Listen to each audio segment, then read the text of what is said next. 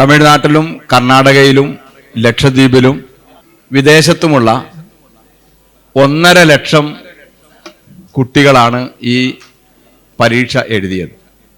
ആദ്യഘട്ടത്തിൽ നമ്മളൊരു preliminary examination നടത്തി. അതിൽ നിന്ന് 60% സ്കോർ ചെയ്ത ആളുകളെ മെയിൻ എക്സാമിന് സെലക്ട് ചെയ്തു.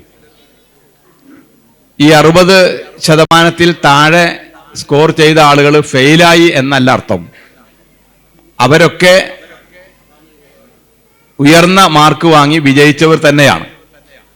പക്ഷെ നമുക്ക് സെൻട്രൽ അതിൻ്റെ മെയിൻ എക്സാമിനേഷൻ വരുമ്പോൾ അതിലേക്ക് കുറച്ചുകൂടി പ്യൂരിഫൈ ചെയ്ത് നമ്മളെ കുട്ടികളെ എടുക്കേണ്ടതുണ്ടല്ലോ.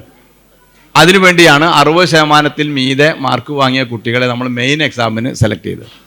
ഈ മെയിൻ എക്സാം കണ്ടക്ട് ചെയ്ത് നിങ്ങൾക്കൊക്കെ അറിയാം, പൂർണ്ണമായും കേരള PSCയും അതുപോലെ തന്നെ ഇവിടെ മെഡിക്കൽ എഞ്ചിനീയറിംഗ്, RRB തുടങ്ങി ഇവിടുത്തെ UPSC അടക്കമുള്ള എല്ലാ മത്സര പരീക്ഷകളിലും ഉപയോഗിക്കുന്ന അതേ മെത്തേഡ് ഉപയോഗിച്ച് OMR ബബിള് കറുപ്പിച്ചുകൊണ്ടാണ് നമ്മുടെ ഈ കുട്ടികൾ ഇവിടെ ഏറ്റവും ഉയർന്ന റാങ്ക് കരസ്ഥമാക്കിയിരിക്കുന്നത്.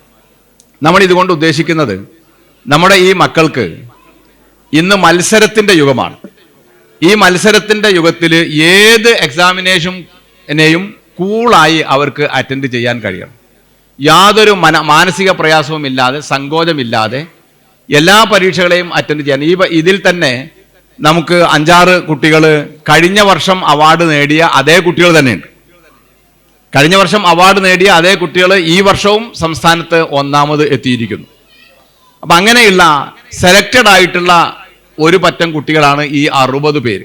ഇപ്പോൾ 1.5 ലക്ഷം കുട്ടികളിൽ നിന്ന് സെലക്ട് ചെയ്ത 80,000 കുട്ടികളിൽ നിന്ന് എഴുതിയ കുട്ടികളെയാണ്, സംസ്ഥാനത്തെ ഏറ്റവും ഉയർന്ന മാർക്ക് വാങ്ങിയ സ്കോർ ചെയ്ത കുട്ടികളെയാണ് നമ്മൾ അവാർഡിന് വേണ്ടി തിരഞ്ഞെടുക്കപ്പെട്ടിട്ടുള്ളത്. അവാർഡ് ഗോൾഡ് കോയിനാണ്, ഗോൾഡ് മെഡലല്ല, ഗോൾഡ് കോയിനാണ് അവർക്ക് അവാർഡായി നൽകുന്നത്. അതിനു പുറമെ 1000 രൂപ ക്യാഷ് അവാർഡ് നൽകുന്നുണ്ട്. അവർക്ക് ഒരു മെറിറ്റ് സർട്ടിഫിക്കറ്റ് നൽകുന്നുണ്ട്.